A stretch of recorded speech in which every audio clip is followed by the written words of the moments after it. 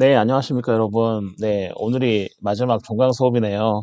네, 한편으로 아쉽기도 하고, 그래도 대면 수업을 2번 정도 해서, 네, 뭐, 아쉬움은 그렇게 많이 없긴 하지만, 그래도 마지막 수업을 대면 수업으로 못하고 온라인 수업을 하게 된 게 개인적으로는 매우 아쉽습니다, 여러분. 네. 그리고 이 자리를 빌어서 강릉에서 제 수업 들으려고 오셨던 학생님, 예, 너무 죄송합니다. 네, 2주 나오시느라 고생 많으셨죠. 네, 하여튼 나와주셔서 감사하고요. 네, 네, 코로나 때문에 한 학기 내내 뭐 거의 대면 수업을 하지 못하고 비대면 수업을 했는데, 그래도 여러분이 잘 들어주시고 대면 수업 할 때도 아침 시간에 피곤할 텐데 눈 또랑또랑 뜨시고 칠판도 봐주시고, 네. 그리고 이제 뭐 쉬는 시간에 여러분이 다 쓰러져서 주무시는데, 정말, 네, 개인적으로 가슴이 아팠습니다. 진짜, 이 이른 시간대 괜히 제가 수업을 잡아서 여러분들을 생고생을 시키는 게 아닐까라는 그런 자책도 조금 했는데, 여튼 여러분들이 지금까지 제 수업을 잘 들어주셔서 마지막 종강 수업을 할 수 있었던 것 같습니다. 네, 시험 문제는 저희는 이제 뭐 온라인 시험은 아니고요. 미리 말씀드렸다시피, 네, 비대면도 아니죠. 저희는, 네, 과제죠, 과제. 네, 기말고사 과제, 대체 과제를 제가 강의한 제일 마지막 부분에, 그, 뭐죠, 써놨습니다. 그래서 그거를 보시고, 어, 네, 기말고사 그 주간 금요일 자정까지 기말고사 과제방 E클래스 기말고사 과제방에 올려놓으시면 제가 고의 잘 채점해서 여러분에게 후한 어떤 성적을 드릴 수 있도록 그렇게 하겠습니다. 어, 네, 뭐 변변치 못한 수업을 잘 들으셔서 감사하고 뭐라고 여러분에게 형용할 수 없는 감사를 드려야 될지 모르겠지만 여튼 다음에 또 여러분들을 볼 수 있는 기회가 올 수 있을지는 모르겠습니다. 네, 올수 있을지 모르겠지만 여튼 다음에 또 볼 수 있도록 보기를 또 고대하고 뵙기를 또 고대하고 마지막 수업을 이렇게 진행을 하도록 하겠습니다. 네, 역시 막 여기저기서 막 연락이 오네요. 막 네, 좀 그런 것 같아요. 녹화 수업을 하게 되면 뭐 여기저기서 전화도 많이 오고 해서 되게 신경 쓰이는 게 많은 것 같은데도 네, 그래도 녹화를 해야겠죠. 네, 오늘은 12주차 마지막이고요. 저희가 선거제도를 저번 주에 봤죠. 선거제도. 네, 선거제도를 저번 주에 봤는데 오늘은 자 공무원제도까지 하고 수업을 마치려고 합니다. 네, 그래서 뭐 강의 안에 설명이 네, 뭐죠? 네, 강의 안에 설명이 끝날 때 네, 수업도 그냥 끝나는 걸로 하고요. 여러분 제일 마지막에 지금 강의한 마지막 쪽을 보시면 네, 제가 기말고사 대처 과제를 어떤 걸 할지 정해놨는데 지방자치에 대해서 여러분이 조사하셔가지고 네, 3페이지나 또는 많이 쓰실 분들은 네, 5페이지 이내로 작성해서 과제방에 올려놓으시면 될 것 같습니다. 혹시나 어, 뭐죠? 여러분들이 지방자치제도에 대해서 조사 작성을 하면서 혹시 조사를 빼먹는 항목이 있을까봐 제가 따로 이제 항목들도 6개로 좀 분류를 세부적으로 해서 같이 넣어놨으니까요. 네, 그런 이제 부분을 중심으로 여러분 작성하셔가지고 저한테 주시면 되고, 네, 글씨 크기는 항상 얘기하지만, 네, 10일에 줄간격 180으로 하시면 되고요. 여백은 기본 여백으로 하시면 됩니다, 여러분. 네, 글씨체는 여러분이 원하시는 글씨체로 하시면 되는데, 너무 이렇게 막 두꺼운 글씨체는, 네, 안 했으면 좋겠습니다, 여러분. 네. 그리고, 네, 저는 이제 개인적으로 함초롱 바탕 글씨체를 좋아하긴 하지만, 제가 꼭 좋아하는 글씨체를 할 필요는 없고요. 여러분이 원하시는 글씨체로 하시면 되는데, 다만 제가 이제 읽기 편하게, 네, 10일에, 글씨기 10일에 180 줄간격을 해서 작성해 주시면, 감사하겠습니다, 여러분. 마지막으로 이제 공무원 제도를 할 거예요. 이제 우리 헌법이 뭐죠?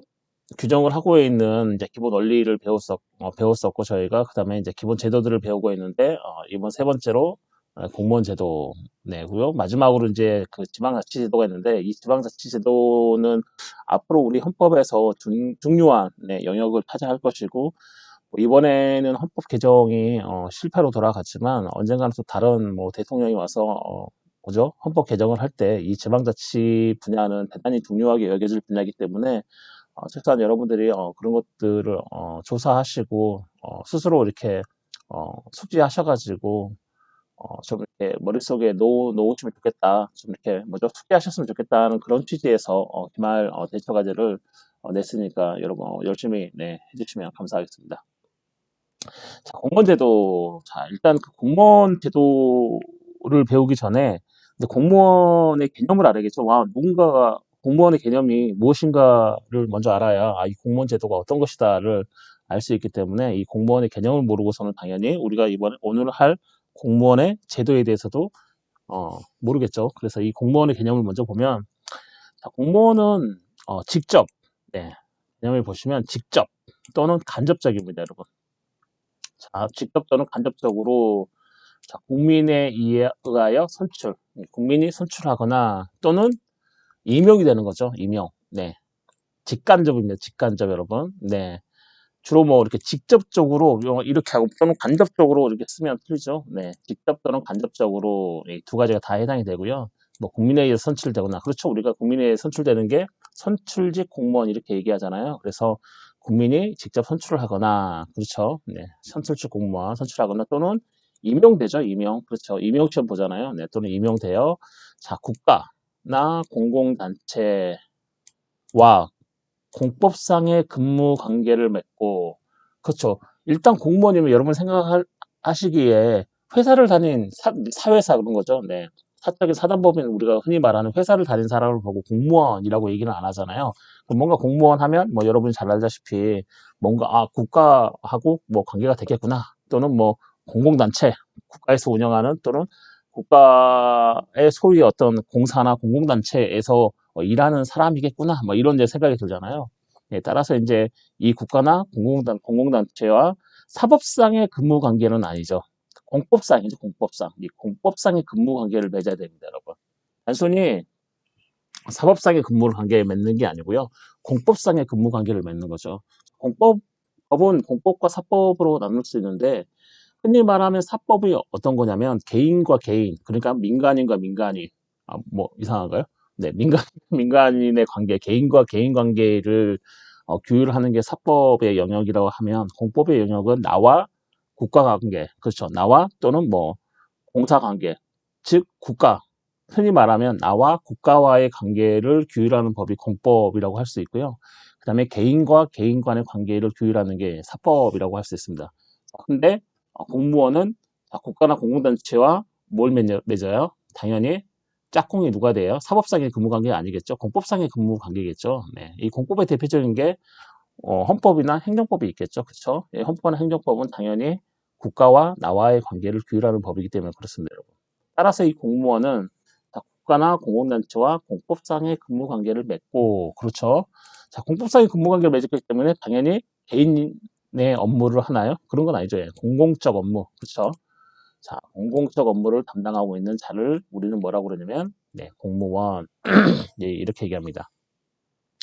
다시 한번 말하면 공무원은 국민이 선출을 합니다. 국민이 선출하거나 직접 또는 간접적으로 국민이 선출하거나 또는 뭐 임용이 되어서 자 그렇게 임용이 됩니다. 그리고 얘네들이 누구랑 계약 관계를 맺어요? 일을 하기 위해서는 국가나 공공단체랑 계약 관계를 맺고 어떤 관계를 맺냐면 공법상의 근무 관계를 맺는 겁니다, 여러분. 그리고 하는 업무는 당연히 공적 업무가 되겠죠. 자, 그런 사람을 우리 뭐라고 그러냐면 공무원이라고 얘기하는 겁니다, 여러분. 우리나라는 그 국가공무원법이라고 있습니다. 우리나라 법률에 자, 이 공무원에서 규정하고 있는 국가공무원법이라고 있는데 자, 2조에 보면은 공무원이 구분해가지고 자, 국가공무원은 경력직 공무원과 특수 경력직 공무원으로 구분한다. 이렇게 되어 있죠, 여러분. 그리고 이 경력직 공무원은 실적과 자격에 따라 임명이 되고 그 신분이 보장되면 이 신분 보장은 제가 이쪽 좀 뭐죠? 좀 이따 아래쪽에서 잠깐 말씀을 드릴게요, 여러분. 자, 신분이 보장되면, 자, 평생 동안, 만약에 근무 기간을 정하여 임용하는 공무원의 경우에는 그 기간 동안, 그렇죠. 임기조 공무원 혹시 들어보셨죠? 그렇게 임기가 있는, 자, 임기조 공무원은, 자, 그 임기 동안, 아니면, 만약 임기가 없다? 그러면 이 사람은 평생 동안, 정년할 때까지, 네, 정년할 때까지, 자, 공무원으로 근무할 것이 예상되는 공무원을 말하며, 그렇죠. 그 종류는 다음에 호와 같다. 이런 거죠. 즉, 국가공무원은 자, 경력직 공무원과 특수 경력직 공무원으로 나누는데, 자, 그중에 경력직 공무원은 실적과 자격에 따라 임명이 되죠. 임용이 되죠. 임용. 그 다음에 당연히 신분이 보장이 됩니다. 그리고 정년할 때까지 평생 동안 공무원으로 근무할 것이 예정되어 있는 공무원을 말하고, 만약에 임기가 정해져 있는 공무원이면 네, 그 임기 동안, 그 기간 동안 임용하는 공무원의 경우는 네, 임기조 공무원이라고 얘기하는데, 그 기간 동안 하는 공무원을 말합니다. 이 경력직 공무원의 개념인 거죠, 여러분. 이 경력직 공무원에는 이제 어, 두 가지, 네, 이 두 가지 공무원의 종류가 있는데, 하나는 일반직 공무원 그런 거죠. 여러분 흔히 많이 가는 네, 뭐 기술료 또는 연구 또는 행정 일반에 대한 업무를 담당하는 공무원이 우리가 흔히 얘기하는 일반직 공무원. 즉 뭐냐면 국가 공무원 중에서도 경력직 공무원에 속하는 공무원이 바로 일반직 공무원인 거죠. 일반직 공무원이라 여러분 잘 아시다시피 기술이나 연구 또는 뭐죠? 행정 일반에 대해서 업무를 담당하는 공무원은 우리가 일반직 공무원이라고 얘기하고요. 특정직 공무원은 다 뭐 법관이라든지 검사 또는 외무, 네, 외무, 네, 외교나 외무 있죠. 네, 그다음에 경찰, 소방, 교육공무원, 그다음에 군인, 뭐 군무원이라든지, 그다음에 헌법재판소에 헌법연구관이라고 있거든요. 네, 헌법을 연구하는 사람이 있어요. 네, 헌법연구관이라든지 저는 국가정보원의 어떤 직원, 특수부자의 업무를 담당하는 공무원으로서, 자, 다른 법률에서 특정직 공무원으로 지칭하는 공무원을 우리는 뭐라고 그러냐면 특정직 공무원이라고 얘기합니다. 즉 국가공무원의 종류는 경력직 공무원과 특수 경력직 공무원으로 나누고, 이 경력직 공무원은 또 어떤 공무원이 있냐? 자, 일반직 공무원이 있고 특정직 공무원이 있는데, 자, 일반직 공무원은 뭐 기술 연구, 행정 일반에 대한 업무를 담당하는 공무원을 우리가 일반직 공무원이라고 얘기하고요. 특정직 공무원은 뭐 법관, 검사, 외무 공무원 등등, 경찰 공무원 등등, 또는 교육 공무원 네, 등등인데, 자, 이 특정직 공무원은 다른 법률에서 특정직 공무원으로 지칭을 하고 있습니다, 여러분. 이해하시나요? 이 특정직 공무원으로 지칭을 타 법률에서, 이 국가공무원 법률이 아니고요. 이 국가공무원 이외의 다른 법률에서, 자, 이런 사람들은 특정직 공무원이다라고 지칭하고 있는 공무원이 바로 뭐냐? 특정직 공무원. 이렇게 되는 거죠, 여러분. 네. 자, 그리고 국가공무원 중에 특수 경력직 공무원이랑 경력직 공무원 외에, 그렇죠? 국가공무원이 경력직 공무원과 경력직 공무원을 나누는데, 그러면 특수 경력직 공무원은 뭐냐? 그러면 당연히 경력직 공무원 이외의 공무원이 다 뭐다? 네, 특수 경력직 공무원이다. 자, 이렇게 말할 수 있겠죠, 여러분. 자, 동료로는 첫 번째 정무직 공무원 있습니다. 정무직 공무원. 네, 뭐 정무직 이런 거 많이 들어보셨죠, 여러분? 정무직. 혹시 들어보셨나요? 뭐 그런 거죠, 뭐. 예를 들면 뭐 예전에 뭐 서울시장 뭐 비서하는 사람 뭐 이런 뭐 정무직 공무원 있죠. 뭐 그런 사람들을 얘기하는 거죠. 네, 결국 뭐 이 정무직 공무원이 뭐냐면 뭐 선거로 취임하거나 또는 임명할 때, 자, 국회의 동의가 필요한 공무원을 일단 정무직 공무원이라고 얘기하고요. 그다음에 고도의 정책 결정 업무를 담당하거나, 자, 이러한 업무를 보조하는 공무원으로서, 자, 법률이나 대통령령 정무직으로 지정하는 공무원을 우리는 정무직 공무원이라고 얘기합니다. 자, 법률안 대통령령은 대통령 비서실 및 국가안보실에 조직에 관한 대통령만 해당한다 이런 거죠, 여러분. 자, 대통령령은 즉 정무직 공무원은 일단 첫 번째로 선거로 취임하거나 또는 임명할 때 그 국회 동의가 필요한 공무원을 우리는 정무직 공무원이라고 얘기하고요. 두 번째로 이제 뭐 고도의 어떤 정책 결정 업무를 담당하거나 또는 이러한 업무를 하고 있는 사람을 보조하는 공무원입니다. 자, 공무원으로서, 자, 법률이나 대통령령에 따라서 정무직으로 지정된 공무원을 우리는 정무직 공무원이라고 하는데, 특별히 법률 외에 이 대통령령은, 자, 대통령 비서실 또는 국가안보실 조직에 관한 대통령령만 자, 해당한다라고 볼 수가 있습니다, 여러분.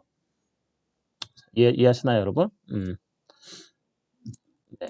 그냥 법률이에요. 네. 아, 이렇구나. 이 정부직 공무원은 이런 사람들을 우리는 정부직 공무원으로 칭하구나라고 하시면 됩니다, 여러분. 자, 그다음에 별정직 공무원, 비서관이라든지 비서등, 보좌 업무 등을 수행하거나 특정한 업무 수행을 위하여 법령에서 별정직으로 지정하는 공무원을 우리는 뭐라고 그러냐면 별정직 공무원이라고 얘기합니다, 여러분. 비서관 또는 비서 등 보좌 업무 수행, 보좌 업무를 수행하거나 특정한 업무 수행을 위하여 법령에서 별정직으로 지정을 합니다. 뭐 별정직 7급 막 혹시 이런 거 보셨어요? 공무원 시험 때? 네, 공무원 뽑을 때. 자, 그런 사람들이 별정직인데, 이 별정직은 결국은 뭐 어떤 비서관이라든지 어떤 비서 보좌 업무를 뭐 수행하는 사람, 뭐 이런 사람들이 별정직 공무원이구나라고 생각하시면 됩니다, 여러분. 자, 제3항, 네, 제3항, 자, 특수 경력직 공무원이죠. 네, 자, 제3항에 따라 이 별정직 공무원의 채용 조건, 그쵸? 이 별정직 공무원은 특수 경력직 공무원의 한 종류죠. 자, 이 3항에 따라서 이 별정직 공무원의 채용 조건, 임용 절차, 근무 상한 연령, 그 밖에 필요한 사항은 어떤 뭐 국회 규칙이라든지 대법원 규칙, 헌법재판소 규칙, 중앙선거관리위원회 규칙 또는 대통령령으로 정합니다, 여러분. 이해하시나요? 특별히 특수 경력직 공무원 중에 이 별정직 공무원이죠. 이 별정직 공무원은 자, 이 채용 조건이라든지 또는 어떤 임용의 절차라든지 또는 얘네들이 언제까지 근무할 수 있는 근무 상하 연령이라든지 자, 그 밖에 이제 필요한 사항들은 이제 뭐 국회 규칙 또는 대법원 규칙 그렇죠. 이 별정직 공무원이 왜 이제 뭐 국회 규칙이나 대법원 규칙 또는 헌법재판소 규칙 뭐 이런 식으로 정하냐면 다 있어요. 국회에도 있고 대법원에 있고 헌법재판소도 있고 중앙선거관리위원회도 있는데 당연히 자기네들 기관에서 근무를 할 거니까 그 사람 별정직을 뽑을 때 국회는 국회 규칙으로 만들어서 뽑고 대법원은 대법원 규칙으로 뽑고 헌법재판소는 자기네들 쓸 거니까 헌법재판소 규칙으로 뽑고 이렇습니다, 여러분. 중앙선거관리위원회는 중앙선거관리위원회 규칙으로 별정직 공무원을 뽑는 거죠, 여러분. 네, 이해하시죠? 네. 네, 그런 이유 때문에 그렇습니다, 여러분. 공무원의 두 번째로 결격, 그 다음에 당연, 퇴직 사유와 직위 해제를 보겠습니다, 여러분. 네.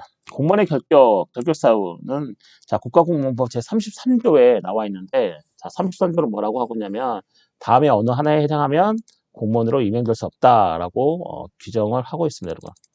쭉 보시면, 첫 번째로, 네. 첫 번째로 뭐죠? 네. 피성년 후견인 또는 피한정 후견인 예전에는 뭐라 그러죠? 피성년 후견이면 네, 뭐 옛날에는 금치산자, 한정치산자라고 얘기했습니다. 예전에는 금치산자, 그다음에 한정치산자 이렇게 얘기를 했었는데 그게 이제 용어가 바뀌어서 피성년 후견인, 그다음에 피한정 후견인 이렇게 바뀌었죠, 여러분. 금치산자는 뭐죠? 피성년 후견인, 즉 예전 용어로 하면 이제 뭐 금치산자는 뭐죠? 네, 일상적으로 정상적인 생활이 불가능한 사람을 얘기하는 거죠. 네. 정신이 이제 온전치 않아가지고 일상적인 생활이 불가능한 사람 우리는 금치산자라고 그러는데 그 금치산자의 어감이 별로 좋지가 않아가지고 그게 피성년 후견인으로 바뀌었고요. 자, 피한정 후견인은 뭐죠? 이제는 한정치산자 그런데 한정치산자는 뭐죠? 네, 뭐 어떤 뭐 그런 거죠. 뭐 돈을 펑펑 쓴다던가 뭐 어떤 도박에 빠진다거나 뭐 돈을 엄청 써버려 가지고 자기 수중에 돈이 있는 꼴을 못 보는 거죠. 네, 쉽게 얘기하면 네, 예를 들면 네, 그런 사람들 돈을 펑펑 써가지고 막 정상적인 생활이 불가능한 그런 사람들을 우리는 이제 한정치산자 뭐 이런 식으로 얘기를 합니다, 여러분. 그런 사람들은 공무원에 임용이 될 수가 없다는 거죠. 네, 공무원으로 임용이 안 되는 거죠. 결격 사유가 되는 거죠. 임용의 결격 사유. 그다음에 파산 선고를 받고 복권되지 아니한다. 자, 파산 선고를 받고 복권되지 않으면 당연히 공무원 결격 사유가 되고요. 자, 금고 이상의 시형을 선고받고 그 집행이 종료되거나 집행을 받지 아니하기로 확정된 후 5년이 지나지 아니한 자, 그죠? 만약 금고 이상의 실형을 받았으면, 자, 금고가 먼저 형사처벌 중에 하나인데, 자, 금고 이상의 실형을 선고받았으면 그 집행이 종료됐어요. 네, 다 종료되거나 또는 이 금고를 받지 않는다. 집행유예 그런 거죠. 집행을 받지 아니하기로 확정됩니다. 확정된 후에 다 5년이 지나야지만 뭐죠? 공무원으로 임명이 될 수 있고, 자, 형 중에 금고가 있고 징역형이 있는데, 자, 징역형은 뭐죠? 네, 똑같이 뭐죠? 교도소에서 갇히는 건데, 예를 들면, 자, 징역형은 교도소 안에서 뭘 해야 돼요? 네, 일을 해야 돼요. 네. 금고는 일을 하지 않아도 돼요. 교도소 안에서 그냥 앉아 있어도 돼요. 하지만 본인이 원하면 일은 할 수 있어요. 그게 이제 금고와 징역의 차이라고 할 수 있습니다, 여러분. 이해하시나요? 네. 자, 그리고 네 번째로 금고 이상의 형을 선고받고 그 집행유예 기간이 끝난 날로부터 2년이 지나지 아니한다. 만약에 금고 이상의 형을 받았는데 집행유예까지 같이 붙였다. 붙어 있다. 뭐 금고 2년에 집행유예 뭐 3년 뭐 이렇게 때릴 수 있겠죠. 그러면 그 집행유예 기간 3년이 끝난 날로부터 2년이 지나지 아니한 자. 2년이 지나야지만 공무원에 임용이 될 수 있다는 얘기죠, 여러분. 그리고 금고 이상의 형의 선고유예를 받은 경우에 그 선고유예 기간 중에 있는 자, 그런 거죠. 이 선고유예는 뭐예요? 네, 선고유예는 일단 기소유예는 뭐죠? 기소유예하고 선고유예가 있는데, 자, 기소유예는 검사가 이 사람을 훈방 조치하는 거죠. 훈방 나가라 하는 거죠. 네, 이 사람한테 기소를 유예해 주는 거예요. 이 사람 죄가 있긴 한데 이 사람을 기소해서 어떤 재판을 받게 하는 게 마땅치 않다. 해서 기소 자체를 검사가 안 하는 걸 우리는 기소유예라고 하고요. 자, 선고유예는 뭐냐면 검사가 이 사람 벌 받아야겠는데 라고 기소를 했어요. 그래서 재판을 받았는데 재판부에서 이 사람 뭐 징역이라든지 형사처벌을 받을 만큼의 그런 사안은 아니고 한 번 더 기회를 줄 만한 인간이다, 사람이다 하면 선고를 유예해줘요. 땅땅땅 두드려서 이 사람을 어떤 형사처벌을 이제 뭐죠 부여를 해야 되는데 처벌을 해야 되는데 재판부에서 그 선고를 유예해 주는 거죠. 선고를 뭐 1년간 유예한다 이런 거죠. 선고를 유예해 주는 거죠. 이 사람께 죄가 있는 거죠. 네, 죄가 당연히 있고 검사가 기소까지 했는데 재판부에서 네, 선고만 유예해 주는 거죠. 만약에 1년 선고 유예가 나왔으면 당연히 그 선고 유예 기간 중, 자 1년 동안 선고 유예가 걸려 있기 때문에 딱 그 기간 중에 있는 사람은 공무원으로 뭐가 안 돼요? 네, 임용이 될 수 없다는 거죠, 여러분. 6번의 법원의 판결 또는 다른 법률에 따라 자격이 상실되었거나 정지된 자. 그럴 수도 있겠죠, 여러분. 네, 어떤 법원의 판결이라든지 또는 다른 법률에 따라서 자격이 상실되거나 정지된 자는 당연히 공무원으로서 임용이 네, 되지 않겠죠, 여러분. 자, 그리고 밑에 읽으면 공무원으로 재직 기간 중 직무와 관련하여 형법 제355조, 356조에 규정된 죄를 범한 자. 지금 한번 찾아보세요. 형법 제355조, 제356조에 규정된 죄. 공무원이 자기가 근무하고 있는 동안에 직무, 재직 기관 중 직무와 관련해서 형법 제355조, 356조의 죄를 범한 자로, 네, 죄를 범해가지고 300만 원 이상의 벌금형을 선고받고 그 형이 확정된 후, 그렇죠? 300만 원 이상의 벌금형을 선고받았고 그 다음에 뭐 항소를 하든지 뭐 항소를 해서 대법원에서 확정이 됐든지 아니면 항소를 포기해서 그대로 확정이 됐든지 그 형이 확정된 후에 2년이 지나지 아니한 자, 이 자는 당연히 공무원으로 임용이 불가능하고요. 자, 징계로 파면 처분을 받은 때로부터 5년이 지나지 아니한 자라든지 징계로 해임 처분을 받은 때로부터 3년이 지나지 아니한 자는 당연히 공무원으로서 임용이 불가능하게 되어 있습니다, 여러분. 네, 뭐 외우시면 좋죠. 네, 숙제하시면 좋죠. 네, 네, 숙제하시면 좋은데 뭐, 네, 느낌이 있잖아요. 그쵸? 이거는 이 정도 그래, 이 정도는 공무원 임명 안 되는구나. 자, 이런 느낌적으로 아시면 되죠. 이거 몇 번 읽다 보면, 네, 물론 이제 뭐 암기도 되고 하지만 한 두세 번, 서너 번 읽다 보면 느낌이 있잖아요. 이러면 안 되는구나. 뭐 이렇게 되는 거죠. 이거는 좀 징계니까 한 5년, 이거는 이제 해임이니까 약간 징계보다는 조금 미친가 해서 한 3년 막 이렇게 되는 것처럼 느낌으로. 네. 그리고 당연 퇴직 사유를 보면 자, 공무원이 사무의 각호에 하나에 해당하는 때는 당연히 퇴직한다 이렇게 돼 있죠. 네. 한번 읽어보세요. 자, 33조 각호의 어느 하나에 해당하는 경우 다만 33조 제5는 형법 제129조, 132조까지 직무와 관련하여 같은 법 355, 356조에 규정된 죄를 범한 사람으로서 금고 이상의 형의 선고유예를 받은 경우만 해당한다. 자, 이렇죠. 자, 이럴 때는 당연퇴직 사유죠. 자, 임기적 공무원의 근무기간이 만료된 경우에도 당연히 뭐예요? 당연퇴직 사유가 되는 거죠. 직위해제. 네. 직위를 해제하는 사유는 자, 직무수행 능력이 부족하거나 근무 성적이 극히 나쁜 자는 네, 직위해제 사유가 됩니다. 근무 성적이 나쁘다든지 직무수행 능력이 엄청 부족하다든지 이런 사람들은 네, 직위해제가 되고요. 자, 파면, 해임, 강등 또는 정직에 해당하는 징계 의결의 요구적인 자, 의결이 징계 의결이 요구 중인 자예요. 징계 의결이 난 게 아니죠, 여러분. 그쵸? 자, 파면이라든지 해임이라든지 강등 또는 정직에 해당하는 징계를 해달라고 올려서 징계 의결이 요구 중인 자, 네, 그 요구 중인 자도 당연히 징계 해제가 되는 거죠. 여러분 많이 뭐 미디어에서 들어보셨죠? 일단 뭐 이상한 사건에 연루되고 이상한 범죄에 연루되면 뭐부터 시켜요? 네, 징계제 시키는 거죠. 네, 그쵸? 징계, 파면행 강등 또 정직에 해당하는 어떤 징계위원회에 올라가면은 이제 그 의결이 요구되는 요구 중인 자, 자 이럴 때는 제일 먼저 하는 게 그 사람 징계제 시키는 거죠, 여러분. 예전에 혹시 많이 들어보셨죠? 미디어에서 무슨 범죄에 연루되면 일단 뭐 징계제부터 시키고 뭐 징계조차 밟는 거죠. 네. 자, 그리고 형사사건으로 기소된다. 그렇죠? 형사사건으로 일단 검사가 기소를 하게 돼요. 만약에 검사가 기소를 하지 않고 기소유예다라고 하면 괜찮은데 검사가 일단 경찰로부터 사건을 인계받아가지고 검사가 봤는데 얘네 상당한 범죄에 혐의가 있다 할 때는 뭐예요? 기소를 하는 죠, 기소. 네, 그 기소된 자는 당연히 직위 해제 사유가 되는 겁니다, 여러분. 하지만 약식명령이 청구된 자는 제외합니다. 약식명령. 약식명령은 어디서 많이 나와요? 여러분 뭐 자동차 몰다가 이제 뭐 신호 위반하거나 또는 차선 위반하거나 요럴 때 네. 요럴 때 네, 약식명령이 나오는 거죠, 여러분. 네, 잠시만요, 여러분. 좀 쉬었다 할게요.